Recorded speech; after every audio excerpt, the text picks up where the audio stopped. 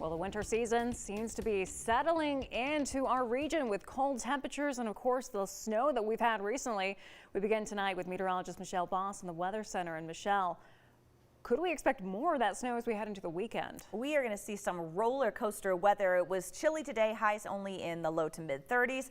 We've seen a little bit of snow shower activity, nothing really accumulating yet, but it's really going to start to pick up tonight. But not just snow. We're going to be in for some snow, then some rain and lots of wind, and the mountains are really going to get their lion's share of snow this upcoming weekend. As we take a look at satellite and radar, already starting to see just a little rain show up, mainly across southeastern Washington, mainly snow across the Spokane and Coeur d'Alene area. Actually, Coeur d'Alene reporting rain as of last hour, so really just either or depending on your elevation out there right now. But again, things are really going to pick up later tonight and tomorrow with heavy snow in the mountains, just highlighting some of these totals here. 10 to 20 inches over places like Lookout Pass, Stevens and Snoqualmie Pass, 18 to 36 inches. It could be slow going or no going for some of these passes tomorrow. So just keep that in mind if you're thinking of traveling over the mountains. In northeastern Washington, looking at 2 to 6 inches in the valleys, but 10 to 16 inches in the mountains, 10 to 23 inches of snow in the mountains across North Idaho. So again, very snowy day in those higher elevations, but we're going to be dealing with wind as well. So could potentially see some power outages. Strong winds for tomorrow. Southerly winds at 20 to 30 miles per hour, but we could see gusts up to 55 miles per hour. So kind of a very busy Saturday. Right now, temperatures are actually starting to warm up. 35 right now in Spokane, 34 in Coeur d'Alene, and temperatures will not be getting any colder overnight. Near 40 degrees right now in Moses Lake and Ritzville. They could see highs near 50 tomorrow. Here's a look at the next 12 hours. We will still see temperatures cold enough for it to snow overnight. How much of that sticks? Well, not a whole lot, especially as it starts changing over to rain. So not a whole lot of accumulation, but it will be wet and heavy at the onset and then really melting off pretty quickly by tomorrow late morning and afternoon. Highs in the mid 40s tomorrow. Very windy day. A little bit quieter on Saturday, a little bit cooler. A few snow showers, otherwise partly sunny on Sunday with a high of 39. Michelle, thank you so much. And while the heavy snow is a welcome sight for area ski resorts, many finally getting the snow they need in order to open. Silver Mountain opens for tubing and Bunny Hill skiing tomorrow, and they say they'll likely have enough snow to open even more terrain on Sunday. Lookout Pass is opening tomorrow for skiers and riders, with limited trails open on Chair 1 and 4. As for Schweitzer, 49 degrees north and Mount Spokane, they're waiting for more snow. So be sure to keep an eye on their social media pages for any updates. And if you like more past conditions in our region and like to know more about them, just text the word ski to 509-448-2000. We'll send you the conditions right to your phone. Well, new tonight, there was a heavy police presence in Spokane in the area of Thor and 2nd. Take a look at this video from one of our photographers earlier today and earlier this evening. On the perimeter of the police setup, a K-9 unit was dispatched to the area, and there was also a police chopper. We're going to continue to work on getting more updates for you as we learn more. Spokane County Sheriff's deputy shot and killed a man they say was driving a stolen car. It happened early this morning in the Bigelow Gulch area. Deputies say there was a, quote, exchange of gunfire between them and the suspect. Crime 2's Amanda Rowley has more on what we know about the case. Well, the Spokane County Sheriff's Office says almost immediately after the deputies spotted the vehicle with stolen license plates, the driver took off. Now, because of new state laws, the deputy could not actively pursue this suspect. Instead, the deputy could only alert other patrol units and dispatch of the situation. Now, soon after, deputies found the suspect vehicle in northeast Spokane near North Havana and Valley Springs Road. A female was still in the car and she was detained, but the second suspect left the area.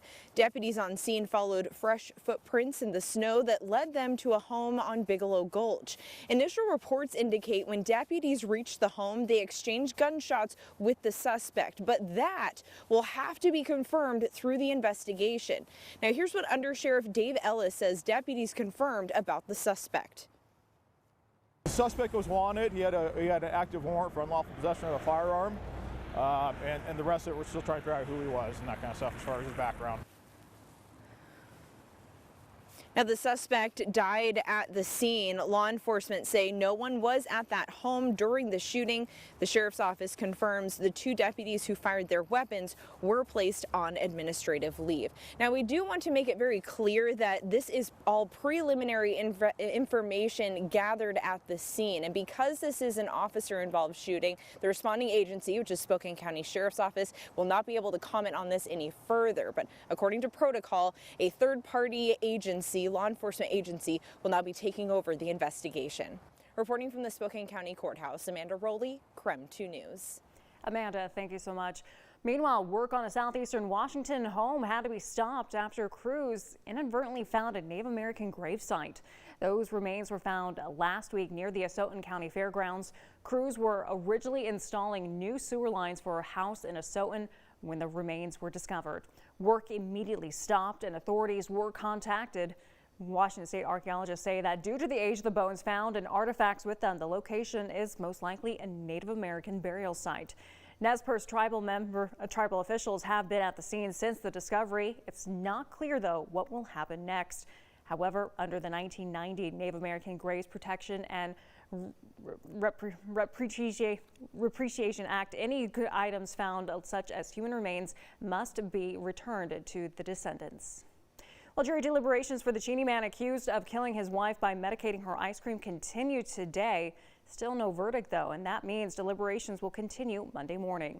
According to court documents, police believe David Pettis used prescription medications in a lethal amount to kill his wife.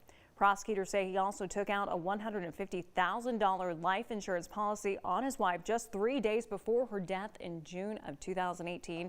In 2019, Pettis pled not guilty to first-degree murder. We're continuing to monitor this case closely, and we'll let you know as soon as we hear more about a decision. Omicron is officially in Idaho. The Central Health District confirmed the case today in a fully vaccinated person. They had recently traveled out of state, and this comes as a surge in COVID cases alongside a new push to get booster shots. At least 42 states have seen hospitalizations increase in the past week. Despite Omicron's arrival, the increase in cases is almost exclusively due to unvaccinated people catching the Delta variant at this point. The number of new cases has jumped nearly 16% nationwide. Well, it was exactly a year ago today that the FDA gave emergency authorization to the first COVID vaccine, the Pfizer shot. Now, 1 year later, cases are again skyrocketing in the U.S. as scientists learn more about Omicron, which the CDC officially declared today a variant of concerns. Here's CBS's Nikki Batiste with more. The CDC now says Omicron arrived in the U.S. as early as November 15th, more than 2 weeks before what was believed to be the first confirmed case in California. CDC has been actively addressing and evaluating the Omicron variant and working with state and local jurisdictions to understand its spread. Across the country, it's the Delta variant that is dominating. New cases have increased more than 37% just since last week, up in 44 states.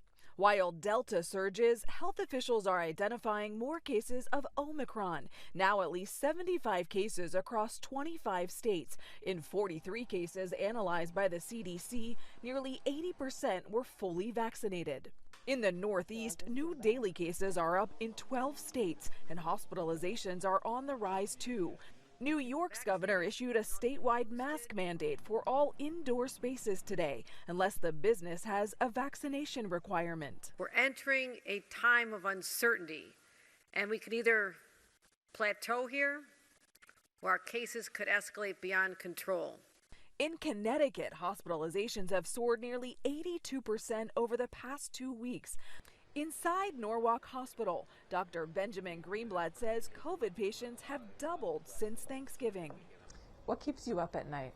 A new variant that's much more virulent and combined with perhaps, staffing shortages that we're seeing throughout healthcare, that keeps me up at night. Dr. Greenblatt told me today none of the vaccinated COVID patients he's seen here had a booster. He also says the patients he's seeing now are younger than they were a year ago. Nikki Batiste, CBS News, Norwalk, Connecticut. Nikki, thank you so much. Well, switching gears now, the Manitou Holiday Lights is officially back in Spokane. And after the break, we're going to show you some of those intense lines for opening day. Stay with us.